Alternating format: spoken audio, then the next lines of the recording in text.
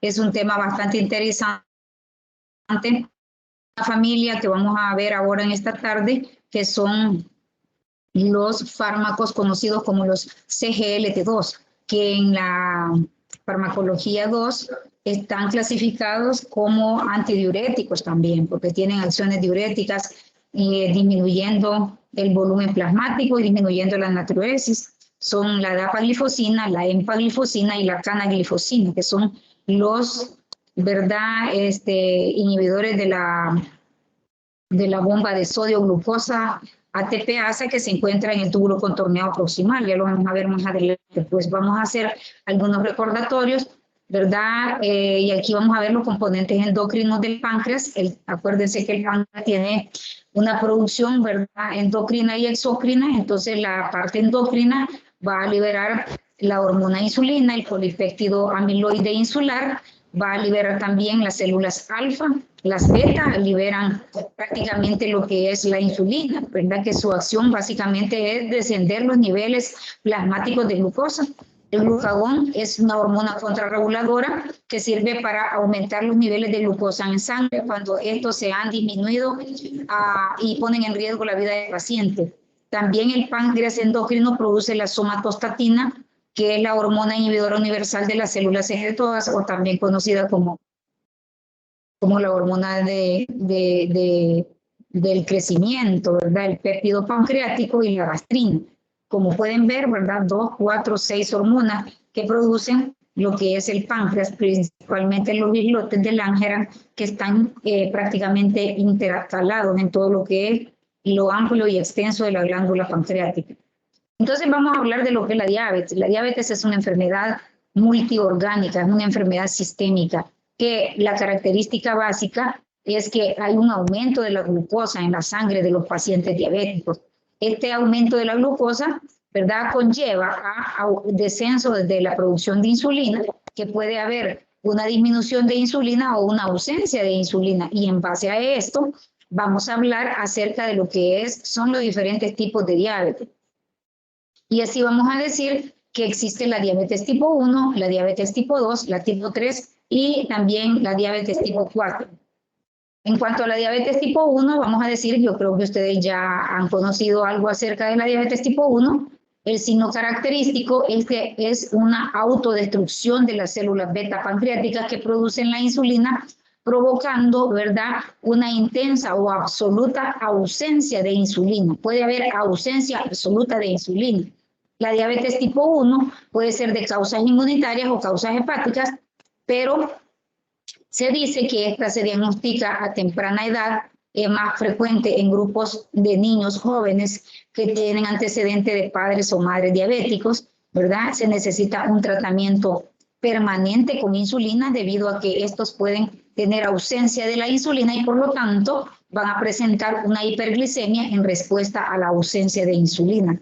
Es importante, ¿verdad?, que los pacientes con diabetes tipo 1 tipificados podamos nosotros sustituirle de una forma fisiológica el déficit de insulina y también explicarles que el disminuir o suspender el tratamiento antidiabético, ¿verdad?, va a conllevar a la complicación más temida en los pacientes diabéticos tipo 1, que es la predisposición, ¿verdad?, a la cetoacidosis causada por una insuficiencia o ausencia o disminución de lo que es la insulina en la sangre. Tenemos la diabetes tipo 2, que es un tipo de diabetes que básicamente le aparece en todas las personas adultas, principalmente los que son o que tienen sobrepeso. Se caracteriza porque hay resistencia de los tejidos a la acción de la insulina. Muchas veces hay hiperinsulinismo. Se produce aumento de la insulina, más que todo en aquellos pacientes que son obesos, que tienen abundante adiposidad a nivel abdominal, pueden tener resistencia a la insulina, es decir, van a haber niveles de insulina, pero esta insulina no es efectiva, los tejidos no la utilizan. Entonces, la diabetes tipo 2, hay una deficiencia relativa de secreción de la hormona insulina, se produce insulina, pero no es adecuada para superar la resistencia que hay para ella. Y de este modo, el paciente va a tener una típicamente una hiperglucemia, ¿verdad? Es decir, aumento de los niveles plasmáticos de glucosa por arriba de los 80 miligramos de mercurio, ¿verdad? Y se dice que el valor normal de la glucosa en plasma es de 80 a 100 miligramos por decilitro. Todo aumento de la glucosa de 101 a 126 lo tipifica al paciente como una prediabetes. Y todo aumento de la glucosa arriba de 126 se diagnostica como diabético, o también cuando se encuentra la glucosa mayor de 200 a cualquier hora del día, ¿verdad? Tomada como una glicemia central, se puede considerar diabetes. Entonces, los diabéticos tipo 2 van a tener, ¿verdad?, una menor acción de la insulina. Esto va a afectar el metabolismo de las grasas, va a aumentar el flujo de ácidos grasos libres, aumenta los niveles de triglicéridos y disminuye las concentraciones de HDL. Este es lo típico, ¿verdad?, que vamos a encontrar en los pacientes diabéticos.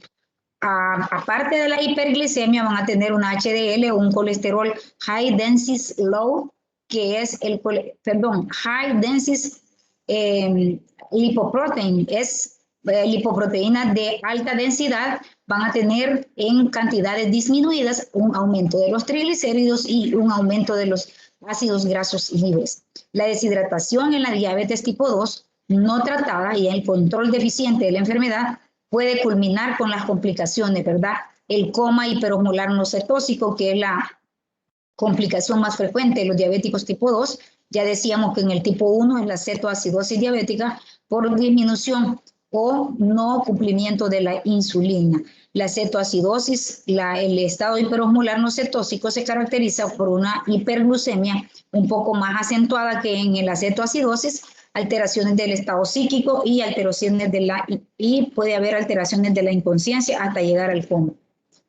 La diabetes tipo 3 básicamente es aquella que produce una hiperglucemia, enfermedades del páncreas como una pancreatitis crónica o aguda, ¿verdad? También la pueden ocasionar cuando hay tumores malignos, ¿verdad?, de la vía biliar, en la cual hay que resecar el páncreas, y ahí prácticamente se están produciendo, ¿verdad?, en los islotes pancreáticos, más que todo en las células beta, la insulina, y el paciente puede quedar diabético permanente.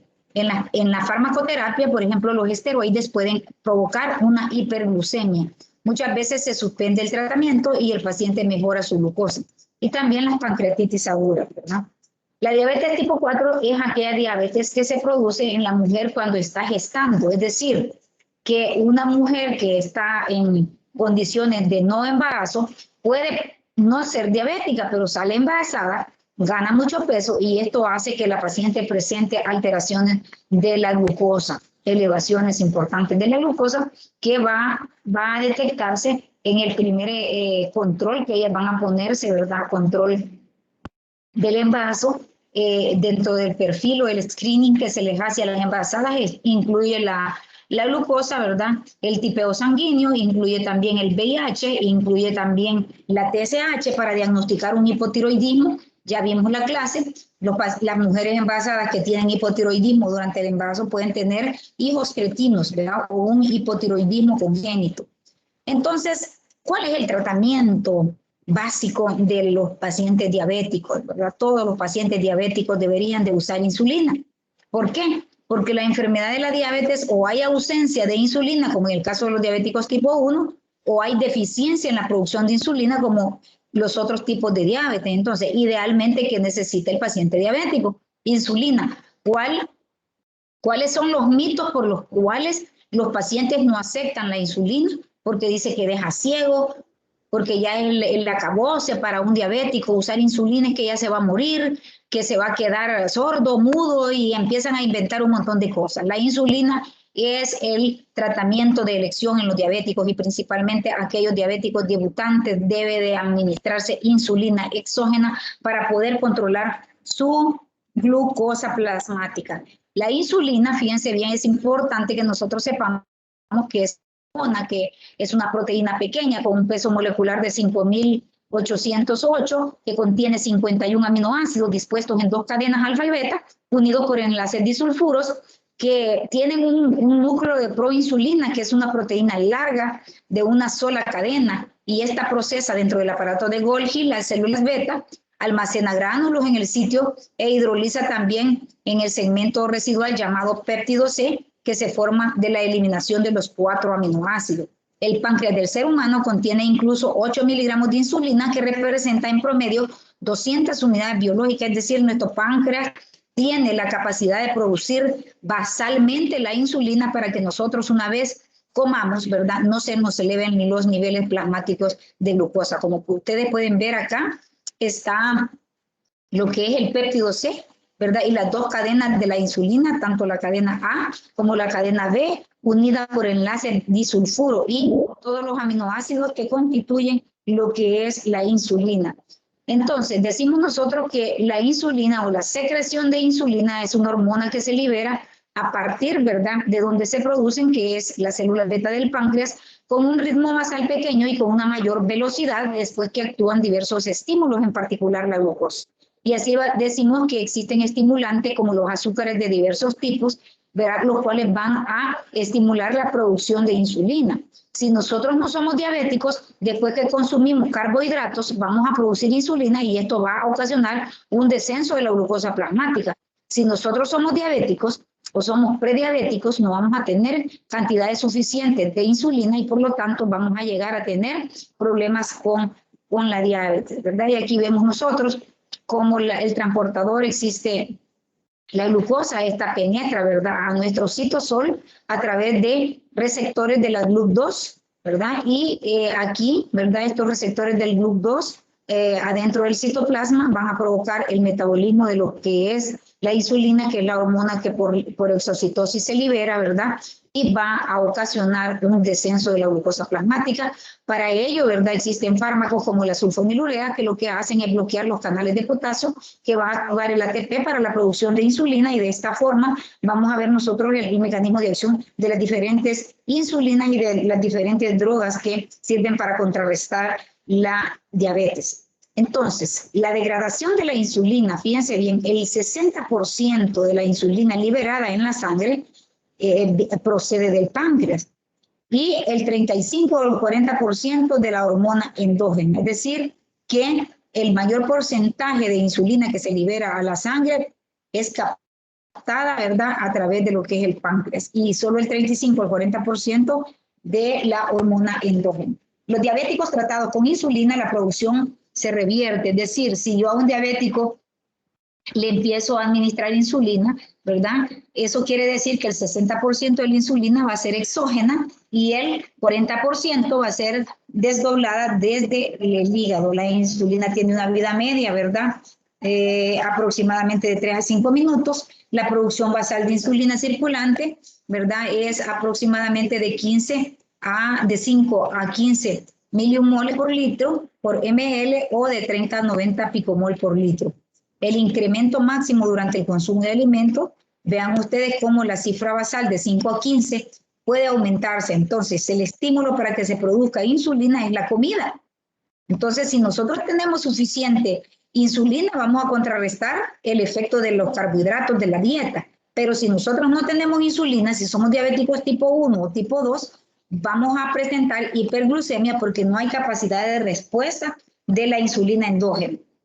Entonces, fíjense bien, ¿cuáles son los efectos de la insulina? Decíamos que es una hormona, ¿verdad?, que es un neurotransmisor, que es una hormona contrarreguladora, que tiene miles de efectos. A nivel hepático inhibe la glucogenólisis, inhibe la conversión de ácidos grasos, aminoácidos y cetonas, ¿verdad? Inhibe la conversión de aminoácidos como la glucosa, estimula el almacenamiento de glucosa a nivel de glucógeno, va a inducir, ¿verdad?, la acción de la glucosinasa y la síntesis de glucógeno, inhibe la fosforilasa y también intensifica la síntesis de triacilglicéridos y la formación de lipoproteínas de muy baja densidad, que son las VLDL. También la insulina va a incrementar la síntesis de proteínas a nivel del músculo. Esto va a aumentar el transporte de aminoácidos, incrementa síntesis de proteínas a nivel de los ribosomas, síntesis de glucógeno en el músculo, incrementa el transporte de glucosa y va a inducir también, ¿verdad?, de la sintetasa de glucógeno, inhibiendo la fosforilación. La insulina también actúa, ya vimos, en el músculo, actúa a nivel de lo que es el hígado, ¿verdad? A nivel hepático, a nivel del músculo y también a nivel de lo que son los adipocitos. En los adipocitos va a haber un mayor almacenamiento de triglicéridos, penetración de la glucosa en la célula hace que el fosfato y el glicerol permitan la esterificación de los ácidos grasos aportadores para el transporte de lipoproteínas. La insulina inhibe la lipasa intracelular e induce la acción de la lipoproteína lipasa, que es activada por la insulina para hidrolizar triglicéridos a partir de lipoproteínas. Entonces, existen una innumerable cantidad, ¿verdad?, hoy en día de marcas de insulinas, las cuales están clasificadas en acción rápida, acción breve, acción intermedia, acción larga. Aquí tenemos esta clase, debo de hacerles la mención, es sacada del libro de la farmacología básica, ¿verdad?, de lo que es Capsule, debido a que es una farmacología que esta clase está mucho mejor que en la clase que ustedes tienen ahí. Para fines prácticos, de ahí les voy a sacar las preguntas del examen. Tenemos la preparación de las insulinas de acción rápida. Vamos a tener la insulina Lispro, Humalog, la insulina aspartato, Novalog, y la insulina glulicina, que es la Apidra. Todas son análogos humanos. Decirles que en el pasado la síntesis de la insulina exógena era a partir de animales como el cerdo y el buey. ¿Qué pasaba con estas insulinas que no eran humanas? Lo que pasaba es que daban muchos efectos adversos, alergias, y entonces reingeniería genética se fueron presentando, ¿verdad?, estudios e investigaciones hasta crear los análogos de la insulina que son más beneficiosos, menos alergizantes, ¿verdad?, y son más efectivos. Cada unidad, cada ml de estas insulinas va a tener 100 unidades de insulina. Perdón, tenemos también las insulinas de acción corta o breve. Dentro de ellas tenemos la Novolin R ordinaria, que es una insulina humana, la Humulin R ordinaria, que es una insulina humana, y también cada ml va a tener 100 unidades. Y la Humulin R ordinaria, vienen dos presentaciones. La unidad que tiene 100 unidades en un ml y 500 unidades en un ml. Tenemos las insulinas de acción intermedia, que son las que tenemos en el Seguro Social y en el Hospital Nacional San Juan de Dios. Tenemos la Humulin NPH y tenemos también la Novolin NPH. Ambas son humanas y cada ml tiene 100 unidades. Tenemos las premezclas, ¿verdad? Mezclas de insulina rápida con insulina lenta. Esta vamos a tener la 70-30. Es una insulina humana y cada unidad, cada ml va a tener 100 unidades de insulina combinada, ¿verdad? 70-30. O sea, que quiere decir que tiene 70% de insulina lenta y 30% de insulina rápida. Tenemos también la Humulin 70-30, que va a tener 70% de NPH o de insulina intermedia, de acción intermedia, y un 30% de insulina de acción rápida. Tenemos también la NPL Lispro, la NPL 75-25 Lispro y la NPA 70-30 aspartato. Estas insulinas son más que todo de un laboratorio conocido que ha sido de los pioneros en producir la insulina, que es el laboratorio Lilly.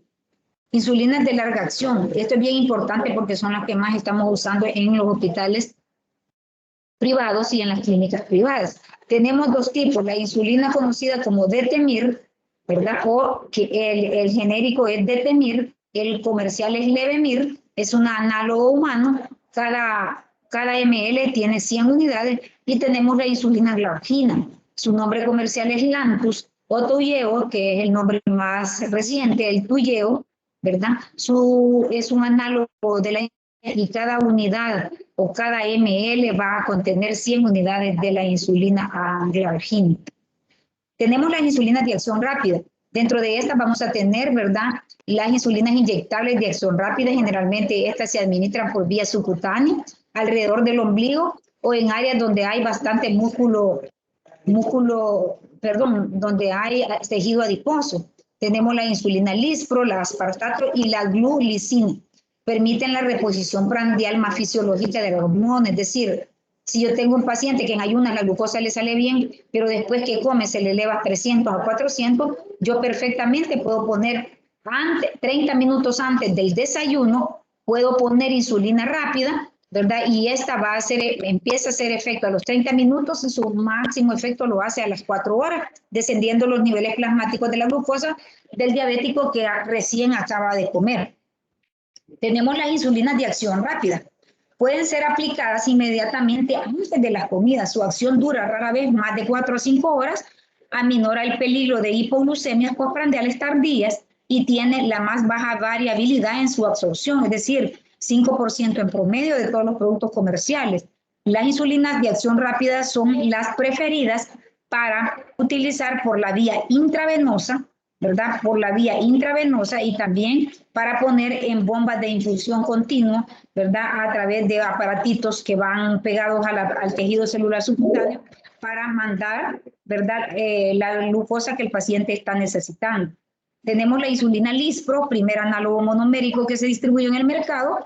Esta se produce por tecnología de bioingeniería genética. Esta tiene, el objetivo es prolongar la vida útil o la caducidad de la insulina en ampolletas. Variables está la Lispro, que se estabiliza en hexámeros con el empleo de criosol como conservador. Esta insulina Humalog, ¿verdad? Insulina Lispro se disocia con rapidez, se absorbe en un periodo corto, su acción por 15 minutos es todavía más rápida y su actividad máxima alcanza en 1 hora.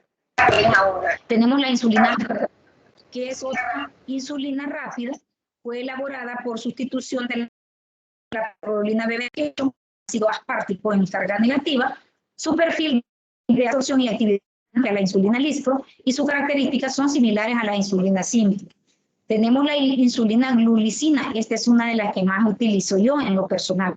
Es una insulina que es de acción rápida. Su nombre comercial se llama Apidra y cada ml tiene 100 unidades.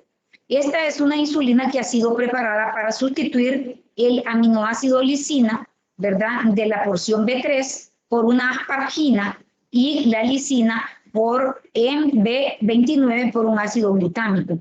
Sus características son similares a las otras insulinas rápidas, ¿verdad?, inyectables de acción rápida. Tenemos las insulinas de acción breve. Dentro de estas insulinas de acción breve tenemos la regular. Esta es la que ustedes van a estar monitoreando en los hospitales, que les va a decir el interno: ayúdame a tomarle el hemoglucoten al paciente y le vas a cumplir insulina rápida o insulina regular, que es elaborada de técnicas de modificación bioingeniería genética del ADN. Estas contienen zinc, son de acción breve, son solubles, es cristalina porque es el color del agua, ¿verdad? Es transparente completamente. Su efecto se manifiesta en términos de 30 minutos después de haberla administrado por vía subcutánea o por vía intravenosa. Su efecto máximo alcanza las 2 a 3 horas después de la inyección subcutánea y por lo regular 5 a 8 horas, ¿verdad? Es la duración de la insulina rápida. La consecuencia clínica es cuando se aplica insulina regular a la hora de la comida. La glucosa sanguínea aumenta con mayor rapidez y como consecuencia hay una hiperglucemia postprandial temprana, con mayor riesgo de que surja una hipoglucemia postprandial tardía. Hay que inyectar la insulina regular 30 a 40 minutos antes de comer. La insulina soluble ordinaria de acción breve es único tipo que debe de administrarse por vía intravenosa. Esta es una cosa muy interesante. La insulina regular, ¿verdad?, cristalina, es la que se utiliza por la vía intravenosa y que se utiliza en las bombas de infusión para tratar la cetoacidosis diabética o el estado hiperosmolar no cetósico. Útil para el tratamiento intravenoso, para corregir la cetoacidosis, también para el estado hiperosmolar no cetósico. Tenemos insulinas de acción intermedia y larga. Fíjense que esto es bien importante. En los hospitales como el Seguro Social y el Hospital San Juan de Dios de San Miguel, ustedes van a ver esta insulina de acción intermedia, que es la insulina, ¿verdad?, NPH, también se le conoce como protamina neutra o de Jagenon, o también una insulina isofánica.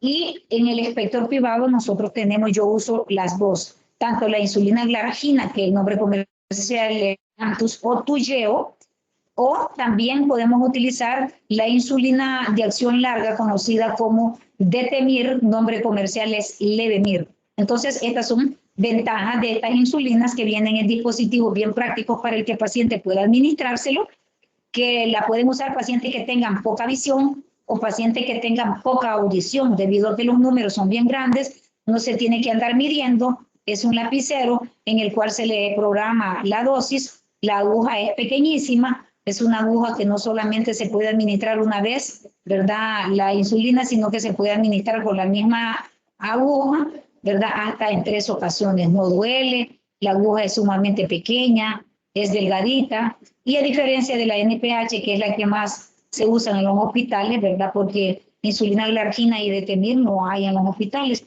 públicos, pero en los privados sí tenemos, y es muy buena. Da menos hipoglicemia, engorda menos, porque ustedes saben que la insulina es una hormona anabólica, es decir, que el paciente diabético muchas veces pierde peso cuando está hiperglucémico, y las personas le dicen, ¿y por qué estás tan delgado? ¿Por qué has perdido tanto peso? ¿Será que sos diabético? Y realmente, ¿qué es lo que tienen los pacientes? Tienen una hipercatabolia, es decir, pierden peso, se les administra insulina y el paciente inmediatamente empieza a ganar peso. ¿Por qué? Porque en primer lugar sustituimos el déficit de insulina y en segundo lugar la insulina es una hormona anabólica que viene a beneficiar el peso del paciente. Entonces, la insulina NPH es un preparado de acción intermedia. El promedio, ¿verdad?, duración de absorción y comienzo de actividad son más largos porque combinan cantidades apropiadas de la hormona y la protamina. Comienza a actuar de 2 a 5 horas, duración de 4 a 12 horas. Esto hace que nosotros debamos utilizarla por lo menos 2 veces al día, no una vez. La Humulin o la insulina NPH debe de ser administrada en pacientes que tengan buena función renal 2 veces al día. Pacientes que tengan función renal alterada se puede administrar una sola vez al día. Se aplica 2 a 4 veces al día por reposición de la insulina. La acción de la insulina de Hadegon isofánica o también insulina lenta es en gran medida imprescindible y su variabilidad de absorción rebasa los 50%. Cada vez el empleo de estas insulinas en países del primer mundo la utilizan menos y nosotros aquí es lo único que tenemos, desgraciadamente, ¿verdad? La insulina glargina, ¿verdad?, es la Lantus, la que les digo yo que me encanta usarla porque es buena, bonita y barata. Es un análogo soluble de larga duración, comienzo de acción es lento de 1 a 1.5 horas, efecto máximo a las 4 o 6 horas, actividad máxima de 11 a 24 horas y se aplica solo una vez al día. Para conservar la solubilidad, la presentación ordinariamente ácida a un pH 4 y por esta razón es indispensable no mezclar este tipo de insulina con otro tipo de insulinas. Tenemos la insulina Detemir. La insulina Detemir, ¿verdad?, que es un análogo insulínico de relación y obtención más reciente. Se ha eliminado la treonina terminal de la posición B30 y se ha unido al ácido místico de la lisina B29. La Detemir, ¿verdad?, tiene un comienzo de acción de 1 a 2 horas, una duración de acción de 24 horas y puede administrarse incluso 2 veces al día. Las mezclas de insulina, fíjense bien, la insulina NPH tiene una ventaja que pueda mezclarse con la insulina regular, ¿verdad? Entonces ahí nosotros vamos a tener premezclas, en donde nosotros tenemos, ¿verdad?, lo que es la Humalog 7030, ¿verdad? O Humulin 7030. Tenemos el tratamiento con insulina, ¿verdad? A quienes obligatoriamente le vamos a dar insulina siempre. Cuando yo tenga un diabético tipo 1 que tenga deficiencia de insulina, el tratamiento debe de ser insulina, no otra cosa. Los diabéticos tipo 2 podemos nosotros prescindir de la insulina y podemos dejar tratamientos orales, ¿verdad?, siempre y cuando cumplan los requisitos.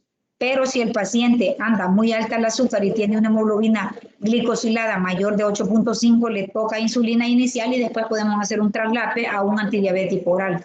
Los antidiabéticos orales, ¿verdad?, tenemos de varias clases. Tenemos aquellos que se utilizan básicamente para tratar la diabetes tipo 2 y aquí tenemos los secretagogos de la insulina. ¿Qué es lo que hacen? Aumentar la producción endógena de insulina en las células beta pancreáticas. ¿Cuáles son las familias de las cuales disponemos hoy en día? Las sulfonilureas, las meglitinidas, las biguanidas, las tiazolidinedionas, ¿verdad? Los inhibidores de la glucosidasa alfa y también los derivados de la D-fenillanina. Vamos a empezar con estos secretagogos de la insulina conocidos como sulfonilurea. El mecanismo de acción de la sulfonilurea es que van a aumentar la liberación y la producción de la insulina en las células beta pancreáticas, disminuyendo las concentraciones de glucagón sérico y también a través del cierre de los conductos de potasio en el tejido extrapancreático. Decirles que las sulfonilureas pueden ocasionar hipoglucemias porque van a disminuir los niveles de glucagón sérico, es decir, acuérdense que la hormona contrarreguladora de la insulina es el glucagón, y si estos medicamentos disminuyen las concentraciones de glucagón, cuando el paciente presente un bajón de azúcar, no va a haber quién lo aumente. O sea, para que a nosotros nos dispare el glucagón tenemos que tener bajones de azúcar, ¿verdad? Entonces, en estos pacientes ese es el riesgo de hacer hipoglicemia por el mismo mecanismo de acción de lo que es la sulfonilurea.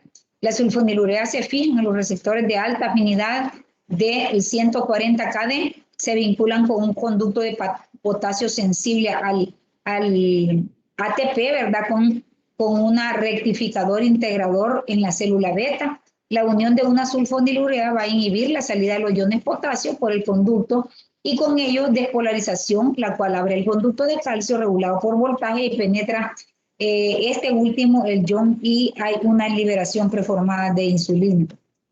La disminución de las concentraciones séricas de glucagón puede hacer, ¿verdad?, que las sulfonilureas nos puedan presentar hipoglucemias en estos pacientes. Tenemos las sulfonilureas de primera generación, en donde vamos a tener la tolbutamida, la clorpropamida y tenemos la tolasamida. En cuanto a la tolbutamida, decimos que se absorbe y se metaboliza con rapidez a través del hígado.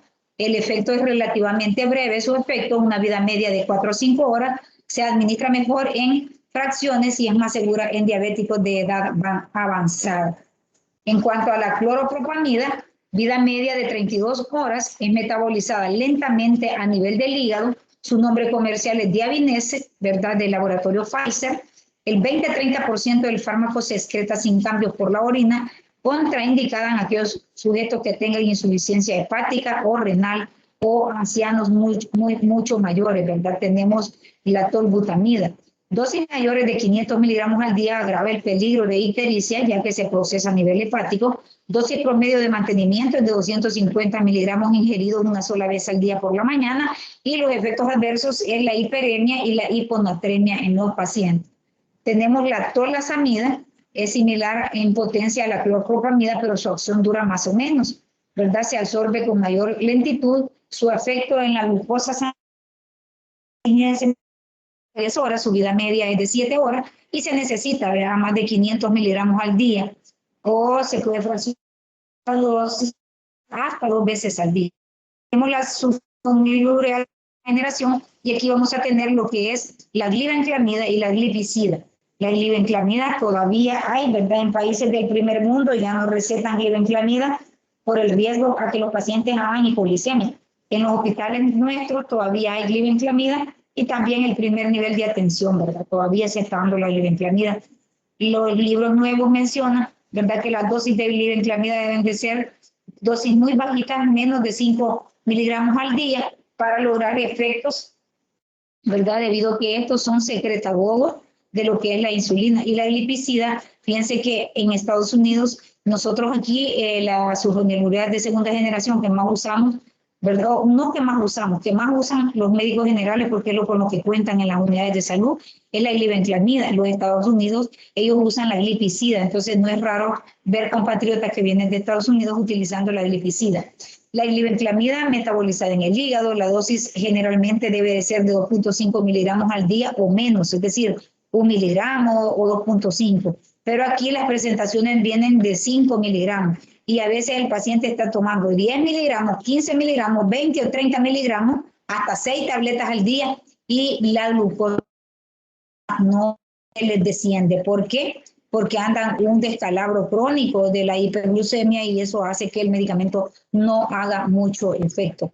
Presentaciones, vienen en presentaciones micronizadas, en comprimidos de diversos tamaños, y esto va a generar pocos efectos, Dentro de las contraindicaciones de usar glibenclamida está la falla hepática y renal.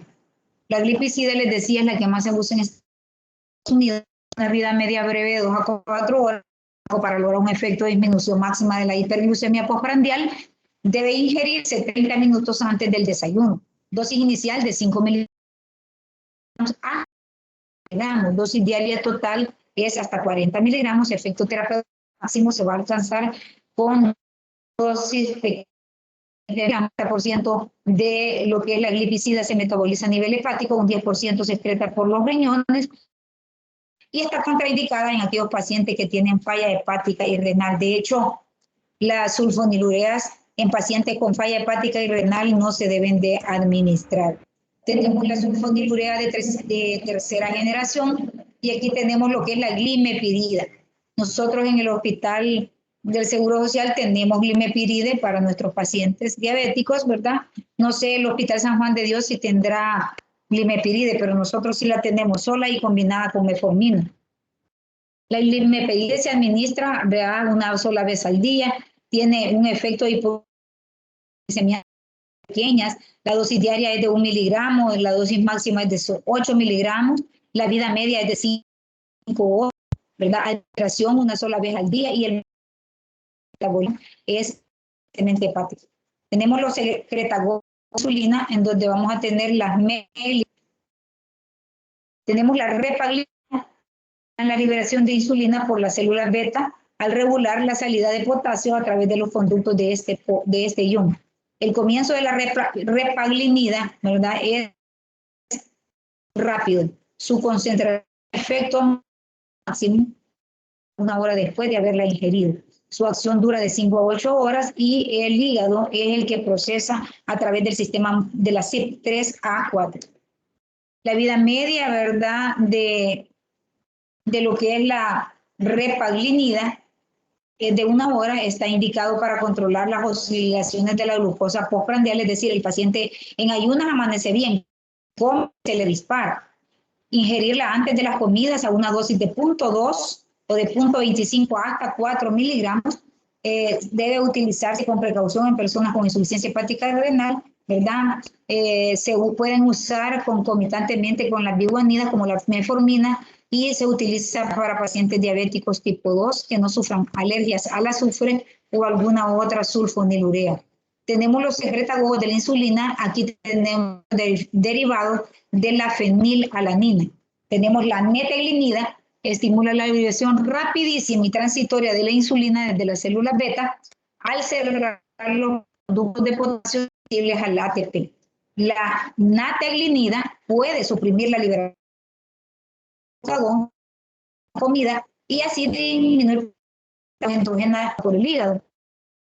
La neteglinida especial en la utilidad de tratamiento con hiperglucemia postprandial aislada, es decir, el paciente amanece con una glucosa bastante aceptable, menor de 120 en ayuna, pero come y se le dispara hasta 500, 700. Entonces, estos son los pacientes que deben de usar nateglinida. El medicamento es eficaz solo o combinado con fármacos ingeribles no secretagogos. Al ingerirse poco antes de las comidas, se debe absorber en términos de 20 minutos de gestión por el hígado el sistema microsomal, el CYP12-9 y el CYP3A4 son las que las metabolizan, tienen una vida media de 5 horas, duración global de acción a 4 horas, ¿verdad? Y la presentación viene de 60 a 120 miligramos. Tenemos las biguanidas, aquí tenemos lo que es la buena, bonita y barata metformina, ¿verdad? Hoy hay tratamiento con metformina hasta de $4 el mes, ¿verdad? El mecanismo de acción, esto deben de aprendérselo así como que 2 más 2 es 4. Todos los mecanismos de acción de la metformina. ¿Qué es lo que hace la metformina?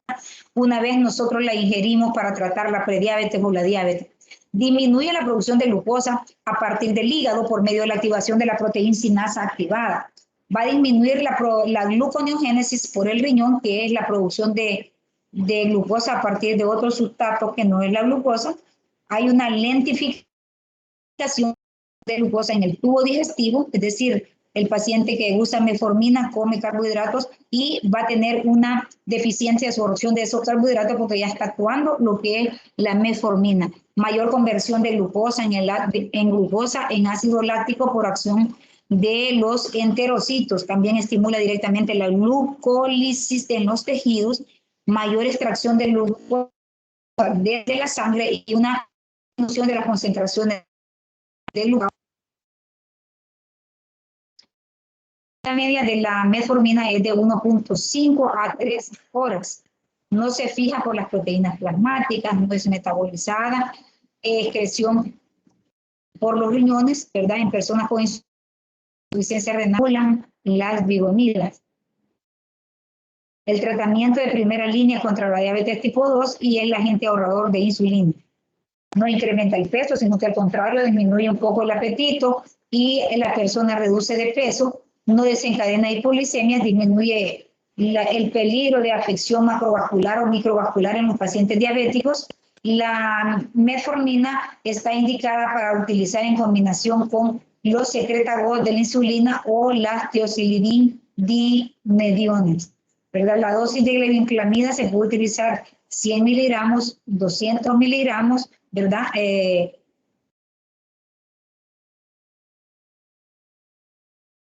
Dosis, ¿verdad?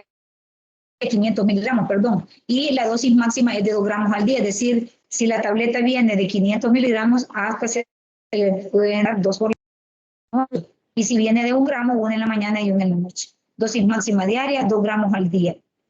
La ingestión de más de 1000 miligramos de una sola vez puede desencadenar intensos efectos adversos en el tubo digestivo. Ya vamos a ver efectos adversos de la metformina, y esto es bien importante que como médico que estamos prescribiendo la metformina lo sepamos. Va a haber una disminución de la absorción de la vitamina B12 a nivel del estómago, y esto puede ocasionar una anemia megaloblástica. Puede haber efectos tóxicos como pérdida del apetito, y esto va a conllevar a una disminución del peso. Puede provocar en algunos pacientes aumento del meteorismo intestinal y diarrea con frecuencia.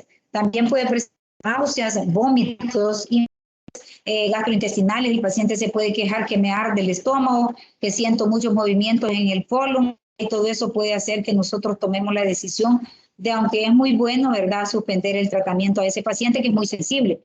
Una recomendación importante es que la metformina administrarse a los pacientes que tienen falla hepática grave y también falla renal grave. Pacientes anoréxicos, pues le damos algo que lo hace más anoréxico, estamos contribuyendo. Ni tampoco debemos de darlo, ¿verdad?, en pacientes que tienen hepatopatías o pacientes que también andan con ingesta aguda de alcohol. Tenemos las solidinedionas. Estas son dos, la pioglitazona y la rosiglitazona.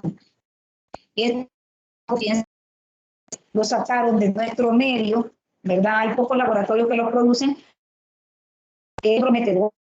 De repente empezaron a ver que pacientes tratados con la solidinedionas, ¿verdad?, presentaban cáncer de vejiga. Y esto hizo del que se oralmente hoy FDA ya lo aprobó, ¿verdad?, para tratar a aquellos pacientes diabéticos tipo 2 que tienen resistencia a la insulina. Las tiazolidinedionas disminuyen la resistencia a la insulina, son ligandos de gamma activado, se identifica en músculo, en grasa, en el hígado. Los receptores gamma modulan la expresión de los genes, intervienen en el metabolismo de los lípidos, de la glucosa, producción de señales de insulina, diferenciación de adipocitos y otros tejidos. En los adipocitos, en los miocitos, en los hepatocitos, en el endotelio vascular, en el sistema inmunitario, ovarios y células tumorales. Entonces, vean ustedes de que las tiazolidinedionas, ¿verdad?, tienen muchos usos. Entonces, en diabéticos, un sitio importante de acción de las tiazolidinedionas es el tejido adiposo. De hecho, este fármaco, como la pioglitazona y la rosiglitazona, se están utilizando los gastroenterólogos para tratar el hígado graso, más que todo en los pacientes que tienen alterado mucho los triglicéridos y el colesterol. La pioglitazona se absorbe en 2 horas, se metaboliza por las enzimas CYP2, C8 y CYP3A4. Se ingiere una sola vez al día. La dosis inicial es de 15 miligramos, 30 hasta un máximo de 45 miligramos, es decir, 3 tabletas de 15 miligramos al día. La pioglitazona disminuye la mortalidad y los trastornos macrovasculares agudos que presentan los pacientes diabéticos, así como hipertensión, infartos y enfermedad renal, ¿verdad? Su uso como fármaco o en combinación con metformina, sulfonilureas o insulina es muy excelente. La rosiglitazona nosotros tuvimos en algún tiempo, ¿verdad? Era un medicamento original, ¿verdad? Que lo producía Smith y se llamaba Avandia. La Avandia es rosiglitazona original. La rosiglitazona fue la que más se utilizaron en su momento, la utilicé. Hoy y en otros mercados se absorbe bien a corto plazo, fija ávidamente a proteínas, es modificada en el hígado, incrementa el riesgo de enfermedad cardiovascular y está indicado en la diabetes tipo 2. Efectos adversos puede tener la tiazolidindiona, retención de líquidos, anemia leve, edema periférico. Por tiempo prolongado se acompañan de disminución en las concentraciones de triglicéridos e incremento del colesterol HDL y el LDL. Contraindicaciones de usar, ¿verdad? Rosiglitazona, nombre comercial Avandia, es el embarazo, la hepatopatía y la insuficiencia hepática grave. Tenemos los inhibidores de la glucosidasa alfa, tenemos 3, la garbosa, el miglitol y el boliglibosa. Estos casi no se utilizan mucho. Vamos a obviar un poco esto y vamos a pasar a los análogos del polipéptido amiloide de los islotes. Tenemos la intimida, ¿verdad? Es un análogo sintético de la amilina, une a los receptores de la amilina y es un glucemiante inyectable, es decir, es un fármaco que viene en presentaciones de lapicero inyectable. Dentro de los efectos o mecanismos, digamos, de acción, este va a modular las concentraciones postprandiales de glucosa, sus concentraciones de glucagón, retrasa el vaciamiento gástrico, tiene efectos anoréxicos mediados por lo que es el sistema nervioso central. Dentro de las indicaciones de usar la pralintinida, tenemos la diabetes, individuos que no pueden alcanzar niveles ideales de glucemia prandial, pero absorbe con rapidez después de la administración subcutánea. Tenemos la pralintinida. Sus concentraciones máximas se alcanzan a los 20 minutos. Su acción no dura más de 150. Y tenemos también, ¿verdad?, dentro de lo que son los efectos adversos, hipoglucemias, efectos gastrointestinales, puede provocar náuseas, vómitos y también pérdida del apetito. Tenemos también otra familia de antidiabéticos orales, los agonistas de los receptores del polipéptido parecido al GLP-1. Aquí tenemos la hexatinida, la riglatinida, albiglutinida, la dulaglutinida y la hexatinida. Este es un análogo sintético del polipéptido 1-glucanoide y se une a los receptores. Es el primer producto incretínico distribuido en el comercio para tratar la diabetes. Vean, dentro de las acciones de los agonistas receptores del polipéptido, vamos a tener potenciales de secreción de insulina, supresión de la liberación de glucosa postprandial, lentificación del rendimiento gástrico y pérdida del apetito. Entonces, el paciente, aunque pueda perder algunos kilitos que tiene dentro. Se absorbe desde los sitios de inyección, a nivel de lo que es el vaso, el abdomen, ¿verdad? Y está indicado más que todo en pacientes diabéticos tipo 2. Estos medicamentos, ¿verdad?, alcanzan concentraciones más de haberlos administrado, vienen en lapiceros, ¿verdad? Se inyecta de 5 miligramos 2 veces al día, una dosis máxima de 10 miligramos. Los efectos adversos son finales, náusea, vómitos, diarrea, adelgazamiento, hepatitis hemorrágica necrosante. O sea, ojo, cuando tengamos tratado al paciente con estos medicamentos, que no vaya a tener, ¿verdad?, un problema hepático agudo ocasionado por el fármaco. Tenemos los inhibidores de la dipeptidil peptidasa 4. Aquí tenemos la saxagliptina, la linagliptina, la alogliptina y la vildagliptina. Del polipéptido insular, un inhibidor de la dipeptidil, peptidasa 4, vea, su acción principal es que incrementa la concentración circulante de el GLP-1 y del G, disminuyendo las variaciones postprandiales de la glucosa, disponibilidad del 85% con una vida media de 12 horas. La dosis es 100 miligramos ingerida una vez al día. Nombre comercial, ¿verdad? Tenemos el Janumet. Janumet, que puede venir de 500, de 1000 o de 2 gramos. Los inhibidores del cotransportador, ahora a las 7 va a haber un tema, yo les mandé un link, puedan inscribirse, pueden ver, es una plática de alto nivel en donde van a hablar precisamente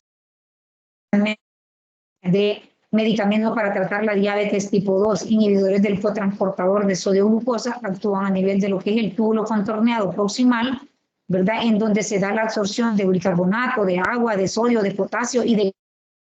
Lo que hacen estos fármacos, van a bloquear la reabsorción de glucosa en el túbulo contorneado proximal. El bloqueo de la reabsorción de glucosa, obviamente la glucosa se va a ir hacia la orina.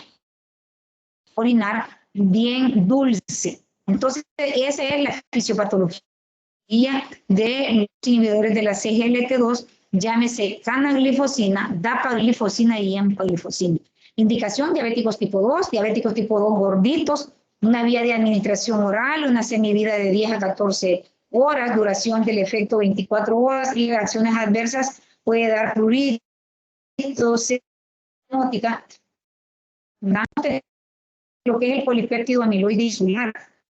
Aquí vamos a tener, ¿verdad?, que es un péptido de 37 aminoácidos y nosotros en nuestro medio quizás vamos a pasarlo así a la carrerita, ¿verdad? Aquí tenemos los anexos y esto es bien importante porque muchos estudiantes me dicen, ay,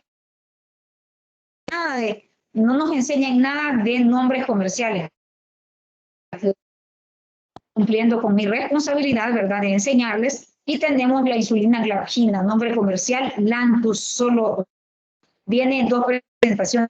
En la presentación del lapicero, vean ustedes, este lapicero aquí lleva la insulina y acá viene para poner las unidades que uno le calcula al paciente. Las unidades se calculan en base al peso, ¿verdad?, a 0.5 unidades por kilo de peso, o puede empezar desde 0.1 por kilo, 0.2, 0.3 hasta 0.5. Y aquí nosotros programamos el número 10 acá, en donde se puede sacar con una aguja, ¿verdad?, de esas que vienen para administran también de la misma forma. Tenemos la insulina rápida, en donde ustedes pueden ver, ¿verdad?, que tenemos que es la insulina rápida, tenemos la Novomix 30 y tenemos la Levemir, que es un laboratorio Pharma, y que la insulina lenta, básicamente, en el caso de la Levemir, ya se administrar hasta 2 veces al día, que el nombre comercial es Levemir, el nombre genérico es Detemir, ¿verdad? Perdón, el comercial es Detemir. El comercial es Detemir y el genérico es Levemir. Aquí tenemos la insulina rápida, que se conoce como glulicina, que se llama Apidra, en donde vamos a tener nosotros que cada ml va a contener 100 unidades de insulina rápida glulicina. Apidra Solostar es el lapicero, vean ustedes que viene también en vial y viene también en lapicero, que tiene la misma ingeniería, ¿verdad?, para los pacientes que tienen poca visión o que tienen poca audición. Tenemos las insulinas rápidas Lispro y tenemos las Premetias. Aquí tenemos la rápida Lispro, que es del laboratorio Lilly. Vean ustedes, cada ml tiene 100 unidades y es un lapicero práctico, sencillo de usar y que no es muy caro. Son cómodos relativamente hablando para los beneficios que tiene el apego del... Y aquí tenemos el Humalog 75, tiene 75% de insulina lenta, de NPH y 25% de insulina rápida. Se hace el cálculo y el paciente se está tanto la premezcla de insulina lenta con insulina rápida. Este es la liraglutide, que es un inhibidor de la GLP-1. Esta no es insulina, pero sí es un tratamiento para tratar la diabetes, principalmente diabéticos tipo 2 con mucho sobrepeso, ¿verdad? Es capaz de ayudarle al paciente diabético a disminuir la glucosa postprandial y también a disminuir kilos de peso que representan en promedio 15. Puede disminuir el diabético usando este dispositivo y su nombre genérico, inhibidor de la GLP-1. Aquí tenemos la biguanida, ¿verdad? Que su representante máximo es la metformina, que es todos los mecanismos de acción de este fármaco. De segunda generación, como la glibenclamida, ¿verdad? Y tenemos también la combinación de metformina con glibenclamida y tenemos la glibenclamida sola. Aquí también de segunda y de tercera generación, ¿verdad? Como es, ¿verdad? La glimepiride. La glimepiride es una sulfonilurea de tercera generación que viene en presentaciones de 1 miligramo de gramos. Y tenemos la premezcla, ¿verdad? Que la glimepiride junto con la metformina. Entonces tenemos el amaril solo y tenemos que ya viene con metformina. En las presentaciones de 2 miligramos de glimepiride más 500 de metformina, tenemos también la presentación de 2 miligramos de glimepiride con 1000 de metformina o también 4 miligramos de glimepiride con 1000 miligramos de metformina. Tenemos también un inhibidor de la DPP4, ¿verdad? La saxagliptina con metformina de liberación prolongada, en donde el nombre comercial es Conviglice XR. Es una metformina de liberación prolongada y viene la saxagliptina miligramos de la metformina de laboratorio AstraZeneca, ¿verdad? Lo está produciendo y también ayuda a los diabéticos de tipo 2 a bajar o a reducir el peso. Tenemos los inhibidores de la DPP4, de la dipeptidasa 4, ¿verdad? Que estos vienen solo, el solo se llama Trayenta, viene de 5 miligramos,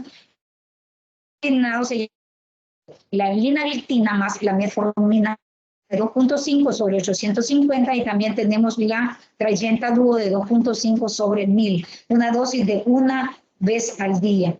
Aquí tenemos también de lo que va a ver la clase ahora, si se pueden conectar, yo les agradecería para que vieran es una charla de alto nivel, ¿verdad? Y principalmente van a hablar de esta familia del cotransportador de sodio glucosa, inhibidor de la absorción de glucosa por el riñón, ¿verdad? Que va a eliminarlo a través de la orina y tenemos varios medicamentos, son 3. La empaglifosina, cuyo nombre comercial es Jardiance y viene en presentaciones de 10 y de 25 miligramos. Tenemos la dapaglifosina, que su nombre comercial es Forxiga, viene en presentaciones de 10 miligramos y también lo tenemos, ¿verdad? En combinación con la metformina, que se llama Sigduo XR, 5 miligramos sobre 1000 miligramos de metformina. ¿Cuál es la indicación específica de estos pacientes? De los pacientes diabéticos tipo 2, obesos, ¿verdad? Porque estos medicamentos han comprobado un beneficio extra. ¿Por qué? Disminuye la presión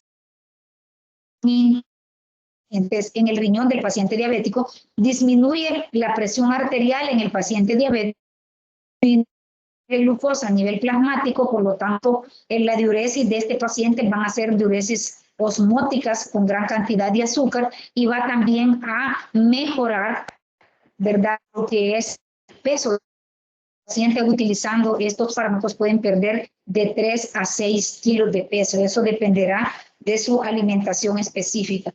Bueno, muchas gracias, jóvenes, y yo espero preguntas, se quedaría por si tienen alguna duda, ¿verdad? Podemos aclarar alguna pregunta que ustedes me quieran hacer.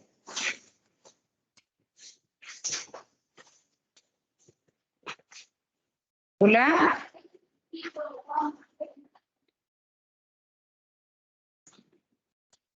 Doctora, Dígame. al principio de la clase usted dijo de que esta clase la había sacado de otro libro, ¿va? Pero con respecto a las Ajá. preguntas, nosotros estudiamos siempre el libro de Goodman. No, del libro que yo les di, Goodman y Hillman. Porque de ahí es sacada Ok, la teoría. Sí. Doctora, ¿Sí? de Katsum dijo, Hola. ¿verdad? Ajá, de Capsule.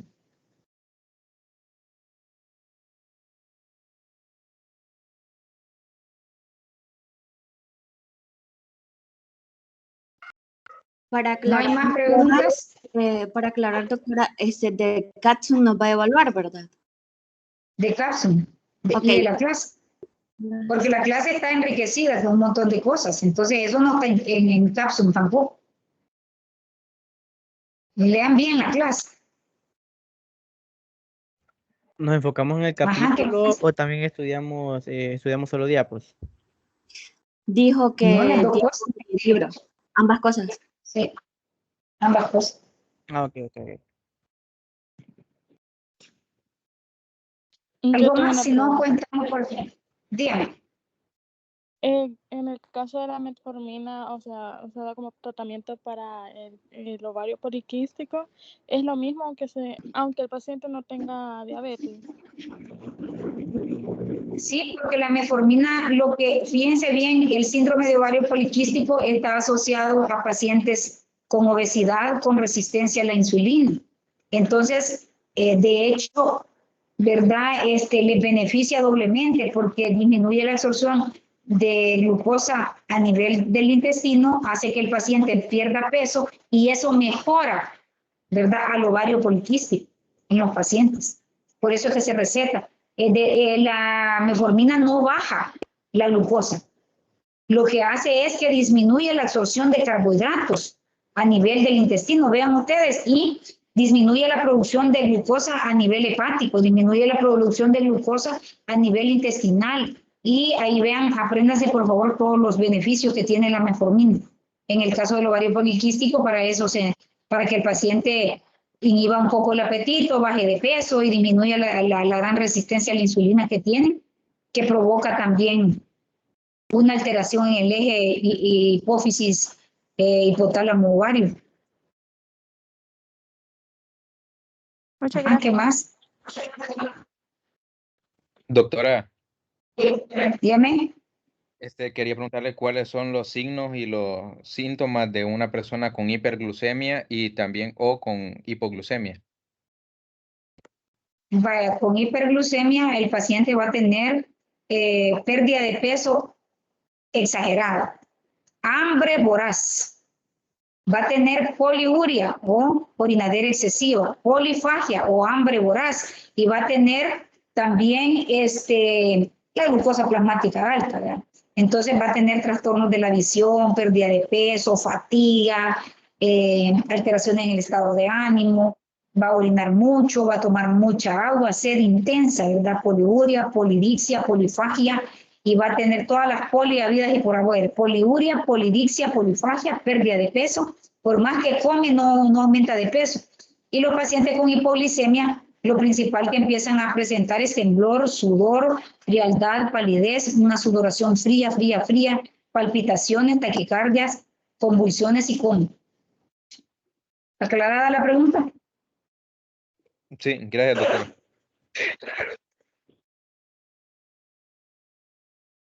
¿Alguien más?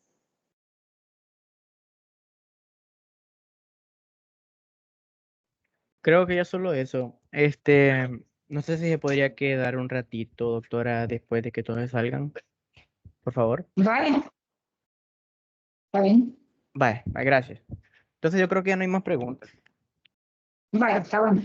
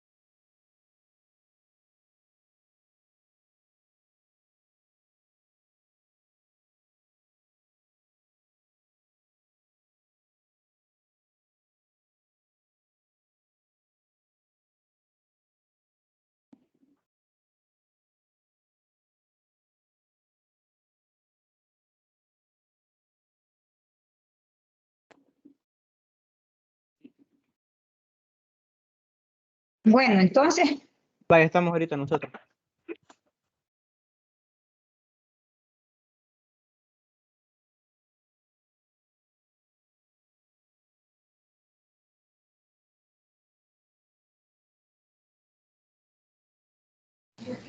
En mi caso sería, ¿cómo se llama? Que si nos va a no te compartir la escuché nada. diapositiva. ¿Cómo? Si nos va a compartir la diapositiva. Creo que dice que si nos va a compartir las diapositivas. Ah, sí.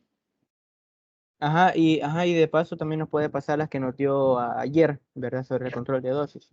Cálculo de Ajá, dosis. sí, es que esas ya se las había pasado a Alejandra, se las había pasando a Luna, ya se las había pasado y no se puede compartir. Ya la pasó. Ok. Yo tenía una pregunta, bueno, no sé si ellos más tendrán otra, es con respecto ya a la discusión 4. Ujú. El parcial ya quedó movido, ¿verdad? Para el 18, que para el viernes, Sí, ¿verdad? sí, sí. Entonces, viendo el calendario, ¿verdad? Nos queda esta semana, o sea, ya la otra semana es el parcial, el otro viernes es el parcial. Ajá. Entonces, ¿cómo haríamos para la discusión 4? Porque no sé, creo que el Ya licenciado le sí, mandó un mensaje, usted no sé si lo leyó, me el comentó que lo había martes escrito. dice, ajá, que el martes me va a entregar. Ajá, entonces no sé qué procede a hacer usted con la discusión 4. La discusión 4 vamos a hacerla después del parcial. Y la suficiencia, ¿cómo quedaría? Porque sería en ese caso el siguiente martes después del parcial. Pues sí, es que son actividades diferentes. O sea, suficiencia no se van a ir todos, pues. Son actividades diferentes, pero tenemos que terminar los laboratorios. Ujú. Entonces, vaya, digamos que el viernes es el último parcial, ¿verdad? Sí. Entonces, hay que ver para cuándo es la última fecha de ingreso de notas. Ujú, Entonces, y en base a eso se puede mover un poquito la suficiencia, ujú, ¿verdad? ujú, Entonces, sí. podríamos hacer que después del parcial, digamos el sábado, podemos hacer 2 grupos de laboratorio y tal Ujú, vez el lunes hacemos los otros 2 y terminamos. ujú. Va. No sé qué les parece a ustedes, o si no, lunes y martes, o sea, no sería problema, porque realmente, como les digo, son 2 cosas diferentes, pues el parcial es uno y lo que tienen que estudiar para la discusión es otra cosa, y hay que hacerla, pues, porque tenemos que terminar la materia. Sí, cabal. Y no todos se van a ir a Con suficiencia, son respecto a pocos los los que se capítulos van de a la ir. discusión,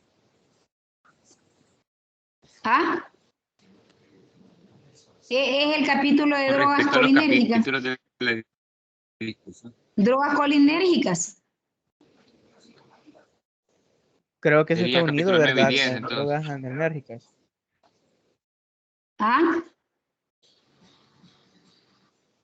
¿Qué capítulo es, Luna? Capítulo 9. Capítulo 9 y 10, entonces. Ok. Ajá. Sí, agonistas y antagonistas colinérgicos. Va, ok. Bien, entonces con fecha, Solo el si el capítulo 9, parcial es, entonces. sí, ajá, vaya, con Vaya, fecha, y la doctora Wendy, ¿cuántas clases les ha dado? ninguna, doctora. Solamente creo que no, ninguna, ¿verdad? No, ninguna ha dado. Es que la doctora está siempre con lo mismo, los problemas que tiene él. No les ha dado ninguna, entonces, y les debe todavía una, ¿verdad? Sí, creo que sí. ¿Y la doctora Vigil les ha dado clases? No, pero ya programamos con ella para mañana y viernes a las 10.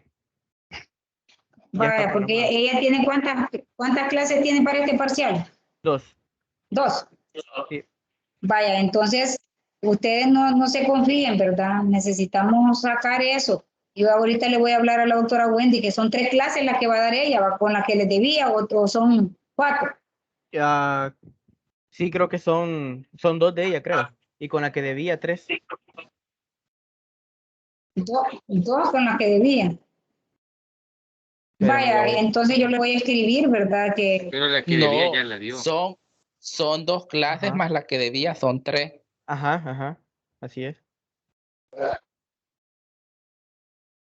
vaya.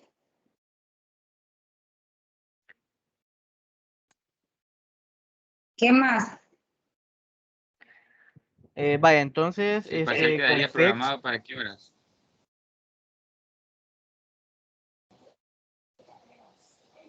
Es que el parcial en la tarde. así como la vez pasada, que fue a qué horas, Yo le voy a las 3 fue. avisar.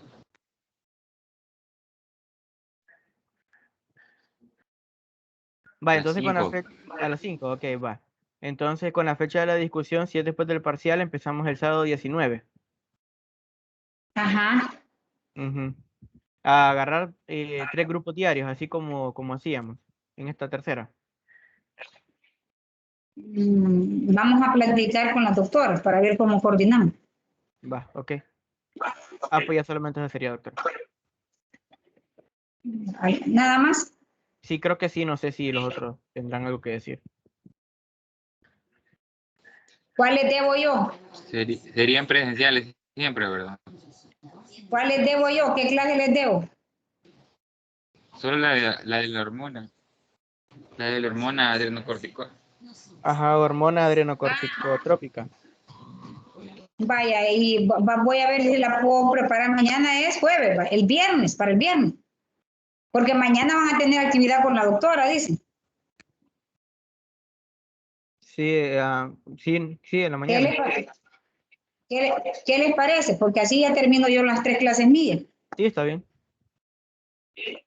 Va. Y ahorita ya le escribí a la doctora que se ponga al día, porque si no voy a tener que informar a la jefe del departamento, ¿verdad? Que ella no quiere cumplir con su responsabilidad. Le dedica más tiempo a pediatría que a la farmacología. Así es que tiene que ser parejo el cumplimiento, ¿verdad? Bueno, entonces quedamos así. Sí, así quedamos, doctora. Muchas gracias. Feliz noche. Va, pues cualquier duda Muchas ahí me gracias, escriben. feliz noche. Sí, ahí le escribimos. Traten de conectarse a la charla de hoy a las 7. Sí, ahí vamos a estar. Va pues, adiós. Dios.